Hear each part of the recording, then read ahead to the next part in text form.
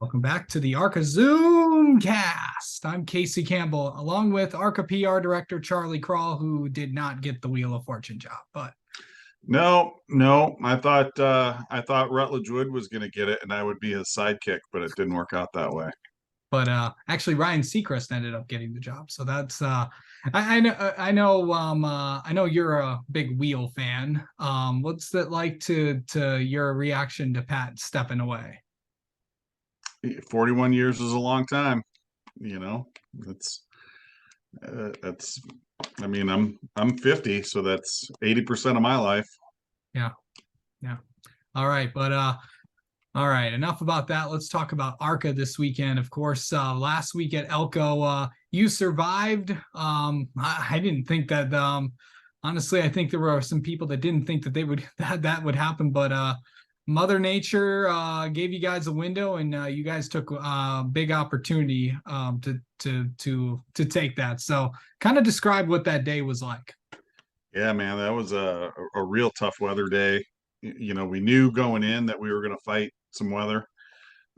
Middle of the afternoon, and right on schedule, it rolled in there, and throughout the course of the day, the forecast changed a little bit, and there looked like there was going to be about a 3.5 or 4 hour window to right around race time. And we put our track drying equipment out there as quickly as we could, and we, made a few laps with the jet dryer and the Toyota Tundra track drying equipment was out there as well. And lo and behold, we rolled off right on time. And it's just a testament to all the people who are behind the scenes. They don't get a lot of glory, but they do a lot of hard work, man. And you're really thankful those folks were there and appreciate their hard work. And we got the race in as scheduled, and we'll move on to the next one at Mid Ohio here next week, and Yeah. go road course racing.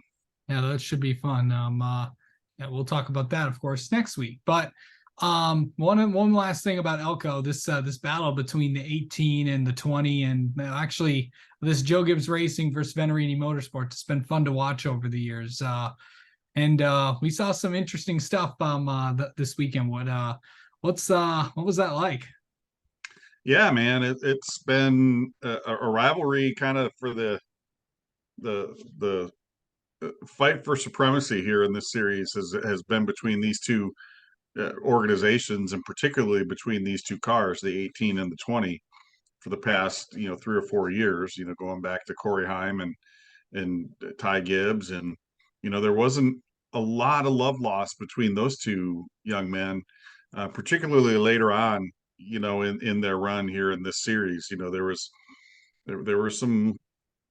It was a pretty intense rivalry, and then those two drivers moved on, and Sammy Smith filled that role, and Jesse Love hopped in the 20, and right where they left off. Those two had bounced off of each other a few times last year, and uh, again, it turned into a real intense rivalry that kind of boiled over when we got to Toledo Speedway at the end of the year.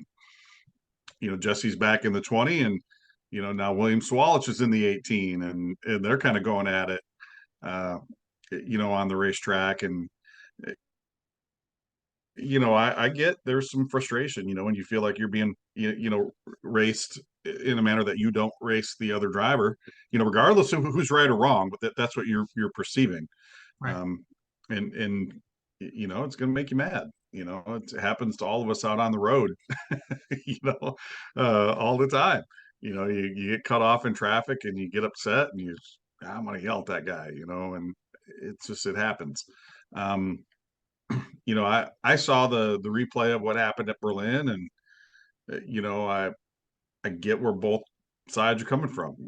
Jesse had led the majority of that race, the vast majority of that race, and felt like, as soon as the 18 got to him, he got moved out of the way. Yeah, I also see where the 18's coming from. I got 4 laps to go. I don't have time to, sit and work on them here and try to figure out a way around. So I see it from both sides.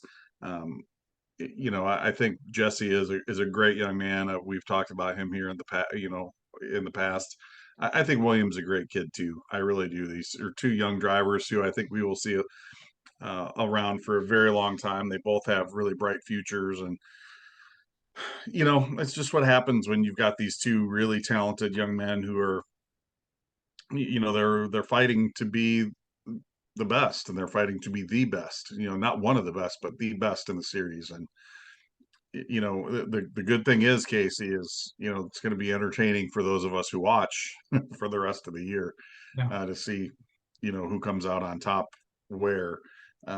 I don't think we'll see a whole lot of maybe the drama that we saw with those cars bouncing off of one another. I think they're going to calm down here and figure out a way to coexist here before too long. But it sure does make for some exciting highlights from time to time. Yeah. Of course, Mid Ohio is, of course, in 2 weeks, and you never know what could happen at that place. I mean, we saw some exciting stuff last year, so we'll have to see what that is. But that is next week. This week, however, we are going to Irwindale for the ARCA Menard Series West is going to Irwindale. 17 cars in the field, and we hadn't seen the West Series since Sonoma, but yeah, it's another one. We're back on a short track, and I think the last time we came here, we had a pretty interesting. It's going to be an interesting battle between Landon Lewis and Sean Hingorani, of course, who was also in that mix as the last few weeks too. So yeah, and I think you've got to throw the Reif brothers in there. wow. I think Tanner and Tyler Reif both will be strong. We've seen some really good competitive races at Irwindale the past few years. I think beating Sean Ingrani is probably going to be the number one priority for those guys out west. He's had a real good stretch of races here, but Landon Lewis was strong there on the road courses. He's always strong. Bruce Cook and that team are going to bring a really good race car. So anything can happen, Casey. We've seen some of these races run really clean. We've seen some of them go into overtime. It's way too early for me to want to predict a winner, because I think we will have a half dozen cars out there that could contend for the win. Yeah, I think it's definitely going to be interesting. Of course, this is the second time going to Irwindale. What's that track just like? I know you've been there in the past, but what's it like to be there? It is a great facility, man. Everything you hear about that place is 100% true.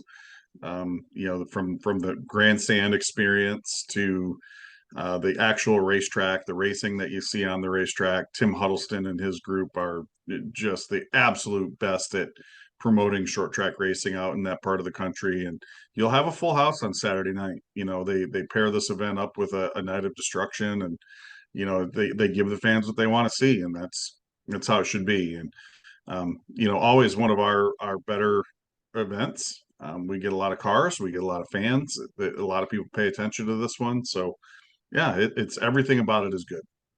Yeah, sounds like a plan. So and then of course I know you'll be on the call for this one, but what's it going to take to get a win at Irwindale? So you got to have a race car that's capable of working the bottom side of the racetrack. That's where the passes are made. You've got to be able to turn left and get under somebody and make a run and clear them.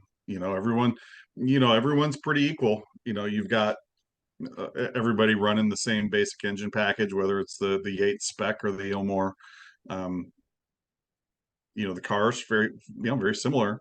So it's all going to be about how you tune that suspension up and how you get that power down. And Irwindale's a really wide racetrack, Casey. There's a lot of grooves there. There's a lot of room, but you got to be able to get that power down. And the guy who's able to do that is going to be the one who ends up in victory lane. All right, sounds good. Of course, you can catch that race Saturday night, I believe at 10 p.m. Eastern on Flow Racing. It'll be a late one. It is going to be a late one, so you know what that means. Get your Hers chips and your Calypso lemonade and your Reese's peanut butter cups, and enjoy this one. So, of course, you'll be on the call for this one. So, have a good call Saturday night, and we'll talk to you next week to preview Mid-Ohio. You got it, Casey. Thanks a lot.